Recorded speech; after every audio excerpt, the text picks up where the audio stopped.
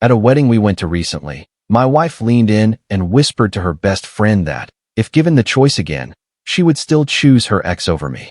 I didn't say a word in that moment, but I heard every single syllable crystal clear. Let me walk you through exactly how it all unfolded. It was my cousin Mike's wedding last Saturday. Gorgeous venue, free-flowing bar, fairy lights, the full fairy tale package. My wife Lisa and I had been married for 6 years at that point. We were seated at table 12 with her old college friend Amanda and Amanda's husband Steve. During the father-daughter dance, Lisa leaned toward Amanda, thinking the music and chatter would swallow her voice. Watching this kind of thing always makes me wonder about the roads not taken, she murmured. If I had to do it all over again, I'd still pick Marcus instead of him. Marcus, her serious college boyfriend of 3 years, the one whose family supposedly forced them apart right before she met me. I was sitting less than 2 feet away, but she was convinced the song was loud enough to hide her words. It wasn't. I kept a straight face, drained my whiskey, and acted like nothing had happened. The rest of the reception carried on as if everything was normal. We danced, we toasted, we laughed with relatives, we took couple photos. Lisa played the role of the happy wife perfectly, clinging to my arm, giggling at my dumb jokes, resting her head on my shoulder during the speeches.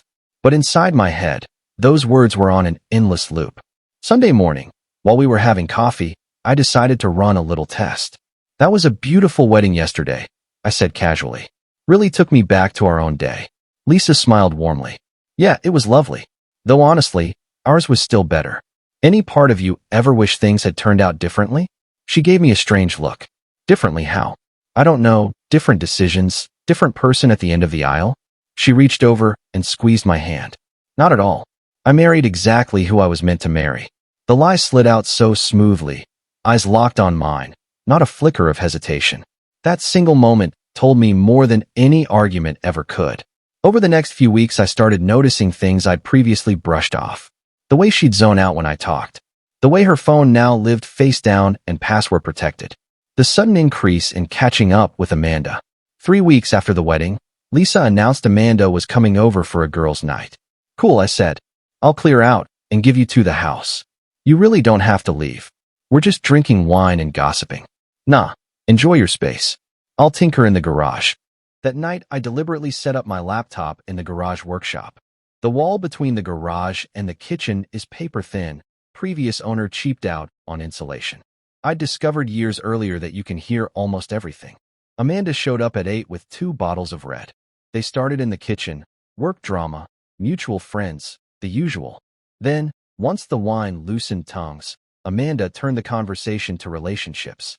So how are things with you and David these days? Fine. Same as always. That sounded pretty flat. Lisa sighed. Look, nothing's actually wrong. David's a great husband. Responsible, kind, reliable. He's steady. But sometimes steady feels boring. Like at Mike's wedding, watching the bride and groom. They were so in love it hurt to look at them. When's the last time David and I looked at each other like that? Marriage changes, Lisa. That crazy passion fades for everyone eventually. I get that. But what if it was never crazy to begin with? Long silence from Amanda. What are you saying? I'm saying, what if I married David because he felt safe, not because he felt like home? Are you thinking about somebody else right now? Another long pause. Sometimes I still think about Marcus. About what might have happened if his parents hadn't forced us apart. Lisa, that was over a decade ago. I know. But what we had was electric. With David, it's always felt more like a sensible arrangement than a grand love story. They moved to the living room after that, and the voices faded, but I'd already heard everything I needed to hear. The whisper at the wedding hadn't been a drunken slip. It was the truth finally slipping out.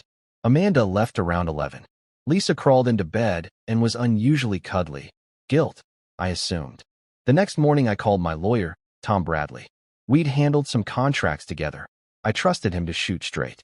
Tom, hypothetically, what does divorce look like in our state? Nothing's hypothetical when a guy calls his lawyer asking about divorce. Talk to me.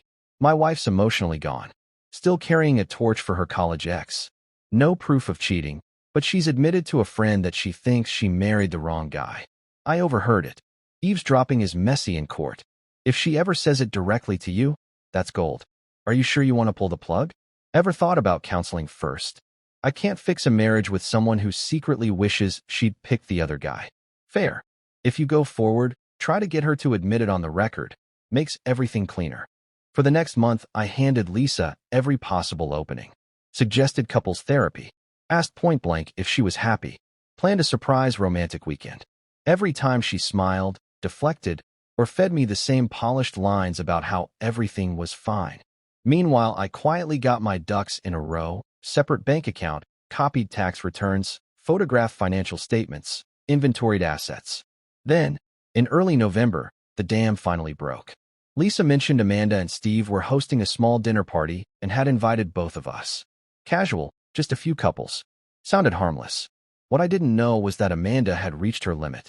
Lisa had apparently turned every girl's night into a pity party about our marriage, and Amanda was sick of being the secret keeper. Steve later told me Amanda felt horribly guilty. She genuinely liked me and hated watching Lisa live a double life. When Lisa casually mentioned she was thinking of messaging Marcus, just to see how he's doing, Amanda decided enough was enough. The dinner party became her version of an intervention. We walked in Friday night to lasagna, cocktails, and 6 familiar faces. Everything felt normal until halfway through dinner, when Amanda steered the conversation like a prosecutor. Steve and I were just saying, how do you handle it when your partner isn't totally honest about what they're feeling? Everyone chimed in with the usual, little white lies are fine, big stuff needs air. Then Amanda looked straight at Lisa. What about you, hon? Should spouses be upfront when they're having serious doubts about the marriage? Lisa squirmed. There's a difference between healthy communication and just unloading every dark thought. But what if the dark thought is, I married the wrong person? Amanda, what are you doing? I'm doing what you should have done months ago. You've spent the last 8 weeks telling me you're miserable, that you think you made a mistake marrying David, that you still wonder about Marcus. I'm tired of carrying your secret. The table froze. Lisa went pale. Amanda, stop. I'm sorry, but David deserves to know. And you deserve to stop pretending. Lisa's eyes darted around at all the witnesses, then to me, pleading. She's blowing this out of proportion. Yes, I've had some doubts. Who hasn't? Doubts that you married the wrong man. I asked quietly. She opened her mouth, closed it, tears already forming. Yes, she finally whispered. Sometimes yes. And Marcus? Have you been in touch? I looked at his profile. I thought about messaging him, but I didn't send anything. Because you decided it was wrong, or because you hadn't found the nerve yet. Because I knew it would hurt you, but you still wanted to. Yes, you could have heard a pin drop. Lisa was openly crying now. I looked at her for a long moment, then spoke calmly. I can't stay married to someone who believes she settled for me. You've had months to tell me the truth, and you chose not to. I'm done pretending too. David, please. There's nothing left to fix, Lisa. We left 10 minutes later. The drive home was silent. When we got inside, she curled into a ball on the couch. I poured a drink and sat opposite her. How long have you felt this way?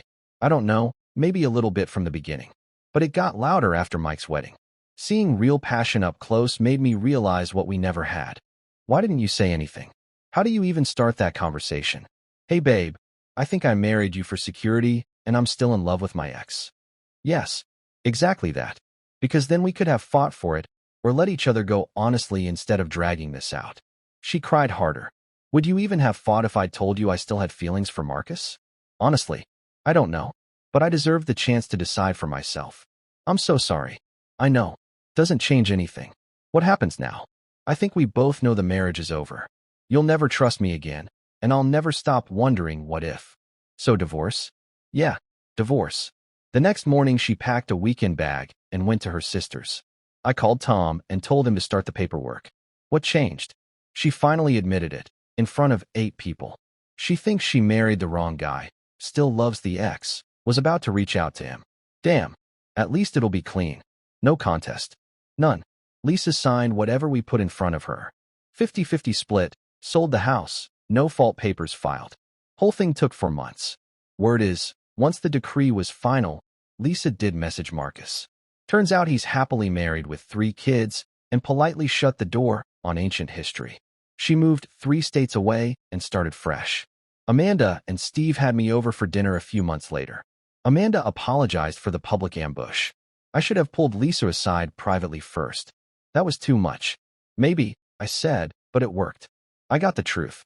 She never would have given it to me voluntarily. Steve lifted his glass. To friends who rip the Band-Aid off when it matters. To knowing where you really stand, I answered. 6 months after the divorce, I met Jennifer at an industry conference. Recently divorced herself, 2 young kids, zero interest in games. We took it slow, but from the very first conversation, I felt the difference. The way she looked at me like I was the prize, not the consolation. Like I was her first choice, not the safe one.